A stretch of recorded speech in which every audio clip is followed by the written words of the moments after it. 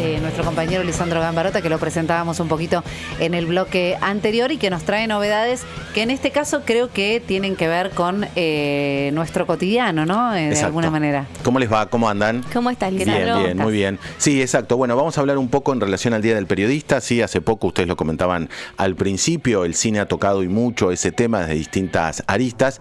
Hay varios clásicos. De hecho, lo que se considera la película clave en la historia del cine moderno, digamos así, es El Ciudadano, de Citizen Kane, ¿sí? Una película de Orson Welles del año 1941, que tiene como eje, como tema central, la vida de un periodista, ¿sí? Charles Foster Kane, ¿sí? La película, y es algo que era prácticamente inaudito para la época, comienza básicamente con, esto sucede en los primeros minutos, a los que ven en video lo vemos ahí, con el fallecimiento en su enorme mansión, Xanadu, de Charles Foster Kane, diciendo Rosebud.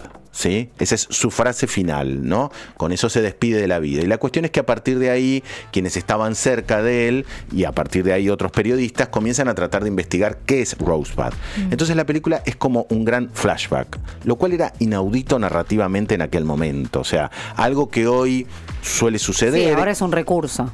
Y que incluso en algún momento se cruza con el contemporáneo, ahí es prácticamente todo el tiempo un largo flashback. Y entonces a partir de ahí conoceremos la historia de un joven que viene una vida multimillonaria, sus padres son así, un joven rebelde, Orson Welles, dirigiendo y protagonizando el film en 1941, quien rápidamente comienza, casi como por capricho, porque no tenía nada mucho mejor que hacer interesante, en meterse en los medios. Esto, la película como que se ambienta entre fines del siglo XIX y principios del XX, ¿no?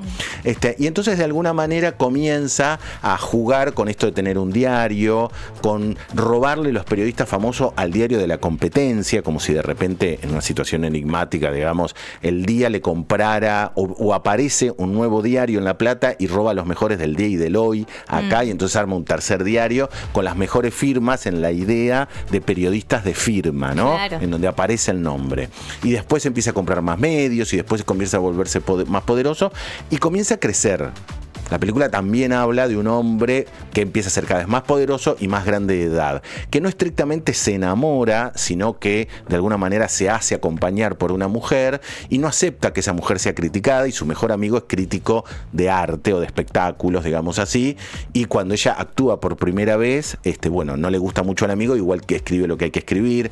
Es una película muy interesante, no solo en lo narrativo, en el planteo de los medios, sino también en todo lo que es el trabajo visual. Los planteos de cámara que hacen son únicos en la historia del cine, o sea, se hacen por primera vez, luego obviamente se imitan mucho más, pero los planos, la puesta en escena, digamos así, la puesta en cuadro, como se suele decir, es algo muy llamativo. Y es una idea muy interesante sobre el lugar de los medios, cuando los medios empiezan a jugar el lugar del poder, algo que no era muy común. La historia se basa en un periodista real, en un dueño de medios real, que era William Hearst, ¿sí? Que efectivamente era dueño de varios medios, quien tuvo un rol muy importante en la famosa guerra entre España y Cuba hacia fines del siglo XIX. Él inventó una historia en ese tiempo en el cual, si la historia aparecía en la portada de un diario, era real. No había forma de discutirlo, en donde se aducía que se había hundido un barco y que era responsabilidad de España eso que había sucedido, y entonces ahí Estados Unidos interviene decididamente. Bueno, es una propuesta muy interesante en muchos sentidos. Casi la prohíbe Hearst el estreno de esta película, pero finalmente Welles lo logra, y a partir de este film se vuelve en un ícono Orson Welles del cine en general. Es una película imperdible, no está en plataformas, pero es de esas que se buscan y se encuentran muy fácilmente, con lo cual realmente la recomendamos para aprovechar. Puede estar en YouTube. Seguro, sí, está liberada, sí, seguro. Luego hay un clásico, varios años más adelante, eso era del 41, ahora vamos a 1976, que se llama Todos los hombres del presidente, ¿sí? Que viene a contar la historia alrededor del Watergate, básicamente, ¿no? Esa no la vi. Bueno, tiene ni más ni menos, de nuevo a los que ven en video lo verán ahora, a Dustin Hoffman y Robert Redford como grandes actores. Ellos representan a los periodistas del Washington Post que les llega la historia aparentemente simple de que hubo un robo en el departamento en la oficina de campaña del Partido Demócrata. A ellos les llega ese dato y listo, ¿sí? Y rápidamente lo empiezan a investigar y descubren que en realidad había escuchas, se habían plantado micrófonos, que los ladrones que habían sido atrapados eran profesionales, que tenían relación directa con los servicios de inteligencia de los Estados Unidos y que habían plantado micrófonos y que estaban grabando las conversaciones del opositor a Nixon en aquel momento. Es una historia impresionante de redacción pura, para aquellos que en algún momento, si son periodistas o conocen el periodismo, estuvieron en redacción, es eso. Son colegas que se conocen y en algún momento se empiezan como a poner en debate, che, ¿me lees la nota? Para ver qué onda, y entonces el otro le corrige algo. Lo corregiste, digamos, y en ese momento no era fácil aceptar la corrección de una nota, ¿sí? Es muy interesante, está muy bien, es un súper clásico con dos muy jóvenes, Redford y Hoffman, haciendo dos personajes icónicos en este concepto de el periodismo como la justicia. Es un tema muy debatible, pero en definitiva lo representa muy bien. Alan Pakula es el gran director, también un ícono de Hollywood, la famosa libreta, digamos, teléfono, sí, y claro, todo el día escribiendo.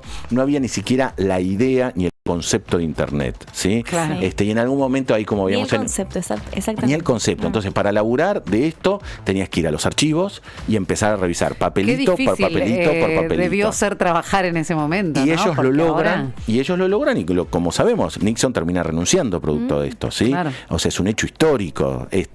Luego, cómo se da a conocer los hechos, cómo llegan finalmente, el simple error de agentes de la CIA dándose a conocer o permitiendo que los atrapen. Bueno, eso será otra historia. Y por supuesto, Garganta Profunda, ¿no? Garganta Profunda surge, aquí hay un informante que tienen ellos que se da a conocer con ese nombre, ¿sí? Nunca, o no se sabe bien quién fue, luego están los directores de los diarios, el Post con esto, el Washington Post, se convirtió en un ícono de esta idea del periodismo y de la libertad de prensa, y de ese concepto tan debatible, en definitiva, que es el periodismo como representación de la justicia, ¿no? Cuando no está el poder político ni la justicia, está el periodismo. Bueno, y luego, como tercer propuesta también muy interesante en relación al periodismo, está The Post. Es un film del año 2017 que toma la referencia del Washington Post, que toma un hecho real de la década del 70, cuando en algún momento se filtra, esto lo recibe primero el New York Times, es un film de Steven Spielberg, protagonizado por Tom Hanks y Meryl Streep, basado en hechos reales. Cuenta la historia de que el New York Times se entera en algún momento que quien era el secretario de Defensa en el momento de la guerra de Vietnam, había unos papeles que daban cuenta de que era imposible ganar Vietnam. O sea, habían hecho, digamos, alguna especie de estudios sociales de diverso tipo, en donde ellos ya sabían que Vietnam no era una guerra viable. Cuando se filtra a los medios, los primeros que lo reciben, en parte eso, es el New York Times. Y entonces la película comienza básicamente con el personaje de Tom Hanks notando, junto con otros colegas que ellos son del Washington Post, que hay un periodista famoso que no está publicando. Es como, yo cuando estrenaron la película decía, es como si de repente, en pleno furor de Berbisky y sus columnas en Página 12, de repente por varias semanas no publicara, y no es que no está de vacaciones. Entonces uno dice, está preparando algo, ¿sí? Y de repente un día sale en la portada eso y empieza el debate, pelea entre medio y medio, ¿sí? Si ellos tienen esto, nosotros tenemos que conseguir esto también. ¿Quién te filtró la fuente? Buscar la fuente. Hay un momento en que ellos están corriendo, se quedaron toda la noche trabajando y salen corriendo al puesto de diarios para conseguir el nuevo ejemplar del diario opuesto, el New York Times. Y luego es algo muy interesante en relación a cómo se escribió la nota en el momento. Primero la búsqueda de la fuente, buscarla, encontrar.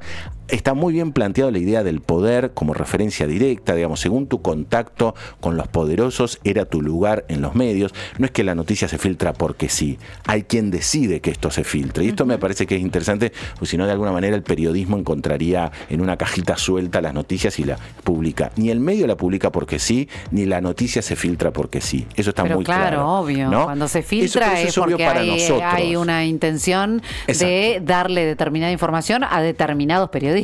Claro, pero eso es obvio para nosotros. En el concepto del periodismo como justicia, no. Porque se plantea, bueno, que en realidad es el periodismo investigando. Como si el periodismo fuera inocuo, ¿no? Tipo el agua. Por supuesto. Igual hay casos, por supuesto que sí, ¿no? Que la información se llega a través de la investigación. obviamente que lo más normal del mundo es la filtración del dato por alguien del poder que quiere filtrar ese dato, ¿no? Cuando sucede a este nivel, esto es lo que me parece que plantea la película, definitivo para un gobierno, ahí está. Sí. Y luego empieza la locura de escribir la nota, está buenísima, tenés que entregarla, encierra la imprenta, porque en ese momento era por imprenta, pero siempre había un paso previo y no lo podían evitar, que es el corrector. Y eso me parece que está buenísimo. Los tipos están desesperados, se fueron de la redacción para que no los vigilen, están trabajando como locos, son 4, les costó muchísimo conseguir la información y hay una chica que está sentada, tranquila, y le tienen que pasar la nota. Es la correctora. Y no puede pasar de ahí. Sí. Es impresionante, digamos. Y bueno, algo que no es tan habitual en la actualidad, por eso lo resalto ya hace tanto. 20 años que la figura del corrector no existe más en las redacciones. Claro, por eso mismo, digamos, y por eso notamos ¿No cómo existe se directamente? escribe. No, por lo menos yo ya no trabajé con redactor y hace 15, empecé a trabajar hace 15 años, así que ya es una figura que prácticamente no existe. Y por se eso la das a tu muchas editor veces, o entre compañeros la lees y en algunos casos ni siquiera, por supuesto. Claro. Bueno, The Post, Los oscuros secretos del Pentágono de Steven Spielberg es del año 2017, es muy buena, tiene un ritmo total. Meryl Streep y Tom Hanks están impresionantes. Si no, Todos los hombres del presidente, que es un súper clásico en relación al Watergate, como fue esa investigación, todo muy de redacción, y obviamente el clásico de clásicos, la perla de la historia del cine, como es El Ciudadano, con un Orson Welles de puro carisma, llevándonos casi a estar dentro de su historia y a ver cómo es el periodismo cuando es puro poder, ¿no? ¿Sabés qué estaba pensando, Lisandro, en una serie que vi que tiene ya varias temporadas, pero vi la primera, que es buena, The Morning Show, ¿la viste? Ajá, no la vi. Con Jennifer Aniston. Ahí ya es tele, ¿no? Esa es tele, sí. O sea, el planteo, creo que en Apple TV. Quiero decir que refleja la idea del periodismo televisivo. Exactamente, no es una redacción periodística, pero está buena porque además involucra cuestiones relacionadas al Me Too en los Estados Unidos y bueno, nada, la tensión que se produce entre dos presentadores históricos de la televisión norteamericana a partir de, la filtración de conocerse historias de Steve Carell, que es el protagonista también, que es el que está involucrado en casos de abuso. Es muy interesante, está buena. Por ahí es una serie que uno no esperaría mucho porque son actores de comedia los que están puestos en el lugar de protagónicos y sin embargo es una serie que está muy buena, tiene buenas reflexiones en torno al periodismo, al show televisivo también en los Estados Unidos y se filtran por supuesto los temas del Me Too, así que es recomendada. Bien, lo sumamos como recomendación. Bueno, tenemos ahí 3 para anotar. Yo siempre me las anoto. Muy bien. Hecho, te cumplí con una que recomendaste la semana pasada, Refugiado. Bien.